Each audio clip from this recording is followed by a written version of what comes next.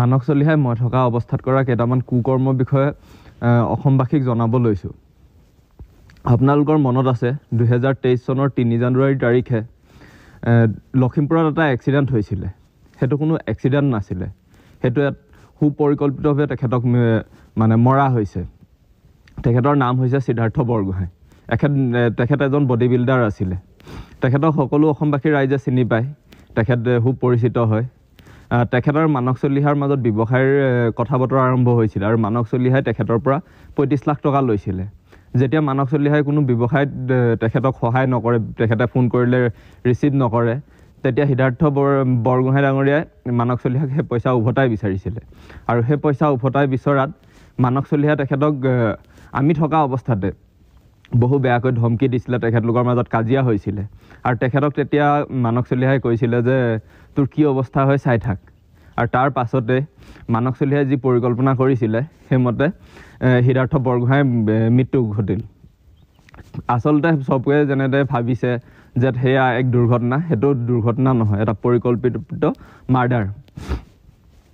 ঠিক যেনেধৰণে সিদ্ধাৰ্থ বৰগোহাঁই ডাঙৰীয়াক কৰিছিলে, ঠিক তেনেধৰণে আৰু বহুতো ল'ৰা ছোৱালীক কৰিছে। কিন্তু উপযুক্ত তথ্যৰ প্ৰমাণ নথকাৰ বাবে মানুহে তেখেতৰ বিষয়ে কোনো ক'ব নোখোজে। এইটো মাৰ্ডাৰটো অপেন ছিক্ৰেট হয়, কিন্তু মানুহে মানস চলিহাৰ ভয়তে এই কথাটো সকলোৱে লুকুৱাই আছিলে। আৰু তেনেকুৱা বহুত যুৱকৰ ক্ষেত্ৰত হৈছে। মানস চলিহাই ট্ৰেপ পাতে, এখন জাল পাতে, যিখন জালত আলফাৰ নামত ভুৱাকৈ একাউণ্ট খোলে। আলফাৰ নামত প্ৰায় 300মান ভুৱা ফেচবুক একাউণ্ট আছে, য'ত নামৰ পাছত যিকোনো এটা নামৰ পাছত অসম লগাই দিয়ে আৰু সকলোৱে ভাবে যে এয়া আলফা স্বাধীনৰ একাউণ্ট বুলি। কিন্তু নহয়, আলফা স্বাধীনৰ একাউণ্ট হিচাপে পৰিচয় দি মানস চলিহাই সেই একাউণ্টবোৰ পৰিচালনা কৰে। আৰু ঠিক তেনেধৰণে যেনেকৈ ল'ৰা ছোৱালীবোৰ ওলাই আহে, ল'ৰা ছোৱালীবোৰ এঠাইলৈ অহাৰ পাছত মানস চলিহাই আকৌ খবৰ কৰি ল'ৰাখিনি ধৰায়। ঠিক তেনেকৈ বহুতো ল'ৰা ধৰাইছে, গুৱাহাটীত ধৰাইছে, নেলিত ল'ৰা ধৰাই পিনে দিছপুৰ থানাত তেওঁলোকক হাজিৰ কৰোৱাইছে। তেনেকুৱা বহুত কাম মানস চলিহাই কৰিছে। আৰু 2 নম্বৰতে মানস চলিহা কি হয়, এজন পিগী বেংক হয়। তেখেতে যেনেকৈ ধৰি লওক চাকৰি দিয়াৰ নামত বা অন্যান্য ব্যৱসায়ৰ নামত কাৰোবাৰ পৰা পইচা লয়, কিবা লয়, সেই পইচাৰ অংশীদাৰ প্ৰশাসনিক বিষয়া সকলোৱে পায়।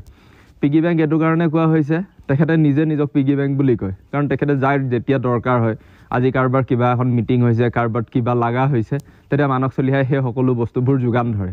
আৰু মানস চলিহাই সেইকাৰণে তেখেতে যিমান কুকৰ্ম কৰিলেও, তেখেতে কাৰোবাৰ পৰা পইচা ল'লেও, কিবা কৰিলেও, তেখেতৰ এগেইনষ্টত যিমান কমপ্লেইন কৰিলেও সেই একো নকৰে। কাৰণ সকলো মানুহ বা একাংশ মন্ত্ৰী বিষয়াৰ পৰা লৈ একাংশ প্ৰশাসনিক বিষয়া মানস চলিহাৰ লগত ওতঃপ্ৰোতভাৱে জড়িত আছিল। আৰু ঠিক তেনেকৈ মানস চলিহাই যি ধৰণে নিজকে পৰিচয় দিয়ে যে মানস চলিহাই এজন অৰ্গেনিক ফাৰ্মিঙৰ ওপৰত তেখেতে কাম কৰে, প্ৰজেক্ট মেনেজাৰ হয়, তেখেতে ফাইনেন্সৰ এডভাইজাৰ হয়, মানে বেলেগ এখন ৰাজ্যৰ, কিন্তু সম্পূৰ্ণ তেখেতৰ এইবোৰ ভুৱা হয়।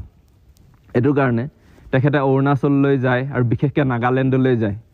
এইকাৰণে যায় যে তেখেতৰ তাত কিছুমান এনেকুৱা চ'ৰ্চ আছে যে আলফাৰ সন্দৰ্ভত কিবা তেখেতে বাতৰি পায় নেকি, আলফাৰ সন্দৰ্ভত যি খবৰ উলিয়াব লাগে সেই খবৰবোৰ বিশেষকৈ উলিয়াবলৈ মানস চলিহাই তেনেকুৱা ঠাইলৈ যায়। তাত মানুহ মানে ফিটিং কৰি ৰাখে যে এনেকুৱা কৰিবি, আৰু সেই যেতিয়া ল'ৰা ছোৱালীবোৰ মানস চলিহাই নিজে কণ্টেক্ট কৰাই পিনে এটা জেগালৈ পঠিওৱাৰ পাছত সেই ল'ৰা ছোৱালীবোৰ ধৰিবৰ কাৰণে হওক বা আলফাৰ অন্যান্য কিছু তথ্যৰ কাৰণে মানস চলিহাই সেই নাগালেণ্ড হওক, অৰুণাচললৈ হওক বিশেষকৈ অহা যোৱা কৰে।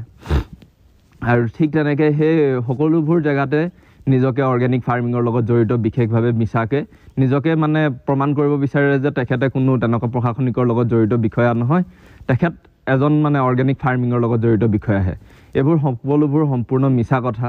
আৰু এতিয়া আপোনালোকক মই যিখিনি কথা কৈছোঁ, ল'ৰা ছোৱালী ধৰাৰ পৰা লৈ সকলোখিনি মই থকা অৱস্থাত, মই জনা অৱস্থাত সকলোখিনি হৈছে।